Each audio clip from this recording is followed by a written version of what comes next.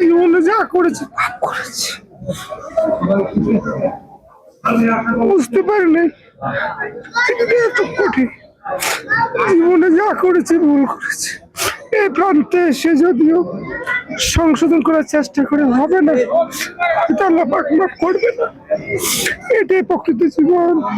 এখন সবাই মিলে ইফতার করছে, খুব ভালো লাগছে যে আসলে এখানে এক এক জায়গাতে মানুষ এরকম না, সব ধরনের মানুষ একসাথে বসেছে, সবাই একসাথে ইফতার করছে। আসলে ইফতারের মানে এমনই হওয়া উচিত ছিল, কিন্তু আমাদের সমাজ ব্যবস্থা আসলে এখন ধনীদের একটা ইফতার হচ্ছে, গরিবদের একখানে ইফতার করানো হচ্ছে। এই কনসেপ্ট আমার কাছে ভালো লাগে না, বাট এই জায়গায় যেভাবে ইফতার করানো হচ্ছে আমার কাছে মনে হচ্ছে যে খুব একটা বিউটিফুল, এবং ইফতারের যে আসল যে মানেটা সেটা ফুটে উঠেছে আসলে। মাসে দেন ইফতার করেন, সব মানুষ আইন, বাইরের মানুষ আইন, লোকাল মানুষও কিছু ইফতার করেন। আর এটা দীর্ঘদিন থেকে চলে, এটা চলিয়া যাক। রাইসেরির খাওয়ার অনেক ব্যবস্থা আছে, যেন মানে খাওয়ার ব্যবস্থা আছে। ওইটা চলমান অবস্থায় প্রচুর মানুষ আইন, বিদেশি দেশি সব মানুষ আইন, যেন আইন ইফতারের ব্যবস্থা কোনো অসুবিধা হয় না। আমরা এটা ইফতারি 707 বছর থাকি জানা মতো। আমার বয়স হলো প্রায় 32-33 বছর থেকে আমি এই সেবায় আছি। এভাবে প্রতিদিন প্রতি রমজান আসলে আমরা ইফতারের ব্যবস্থা করি, দরকার অফিস থেকে করা হয়। প্রায় 400-450 মানুষের ইফতারি।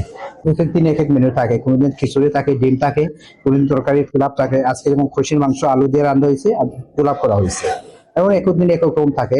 কোনো ভেদাভেদ নেই, সবাই আসেন, হিন্দু বলেন, মুসলিম বলেন। মুসলিম তো আর আসেনি, হিন্দু, বৌদ্ধ, খ্রিস্টান সবাই আসেন।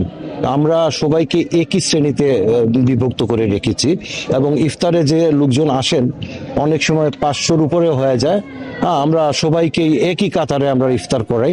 আমরা তখন আর দেখি না কে হিন্দু, কে মুসলিম, কে বৌদ্ধ, কে খ্রিস্টান। আমরা মনে করি সবাই জালালের মেহমান, এই হিসেবে আমরা তাদেরকে আপ্যায়ন করি।